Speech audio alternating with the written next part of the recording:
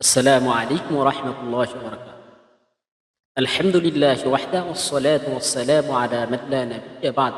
أما بعد فأعوذ بالله من الشيطان الرجيم. بسم الله الرحمن الرحيم. من جاء بالحسنة فله عشر أمثالها وقال رسول الله صلى الله عليه وسلم: من صام رمضان ثم أتبع ست من شوال كان كصيام الدهر أو كما قال عليه الصلاة والسلام. আজ একটি গুরুত্বপূর্ণ বিষয় নিয়ে আলোচনা করব। সেটি হলো শাওয়াল মাসে যে 6টি রোজা রয়েছে, সেই 6টি রোজা রাখার যে ফজিলত রয়েছে, সেই ফজিলত সম্পর্কে আলোচনা করব।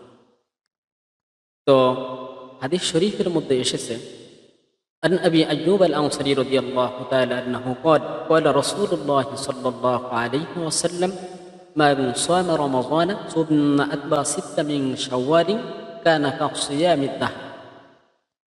অর্থাৎ যদি কোনো ব্যক্তি রমজান মাসের রোজাকে পরিপূর্ণ করলো, সেই রোজাকে পরিপূর্ণ করার পরে শাওয়াল মাসে যদি 6টি রোজা রাখেন, তাহলে আল্লাহ তাআলা ওই ব্যক্তির আমলনামায় 1 বছর রোজা রাখার জন্য সব দিয়ে দেয়। তো এটা কিভাবে হবে?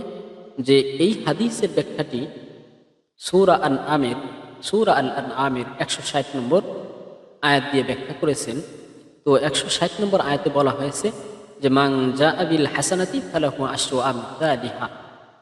অর্থাৎ যদি কোনো ব্যক্তি কোনো নেক কাজ করে, তাহলে তার আমলনামায় 10 গুণ সব লিখে দেওয়া হয়। তো রমজান মাসের 30টি রোজা যদি কোনো ব্যক্তি রাখেন, ওই 30কে 10 দিয়ে গুণ দিলে 300 দিন হয়। আর শাওয়াল মাসে যদি 6টি রোজা রাখে, তাহলে 6কে 10 দিয়ে গুণ দিলে হয় 60। তো 300 দিন আর হলো 60 দিন, তাহলে 360 দিন। এটাকেই 1 বছর ধরা হয়, যেহেতু আরবিতে 31 দিনের মাস নেই। তো কিভাবে এই রোজা আদায় করতে হবে? যদি কোনো ব্যক্তি উত্তম সিস্টেম হলো, যদি কোনো ব্যক্তির রমজান মাসের রোজা ছুটে যায়, তাহলে সে ওই কাজাকে আগে আদায় করবে। কাজা আগে আদায় করার পরে তারপরে শাওয়াল মাসের রোজা রাখা শুরু করবে। আর এই রোজা একসাথে একটানাও কেউ রাখতে পারেন, আবার যদি কেউ গ্যাপ দিয়ে রাখেন তাহলেও হবে। তো শাওয়াল মাসের ভিতরই হতে হবে, শাওয়াল মাসের বাহিরে চলে গেলে হবে না।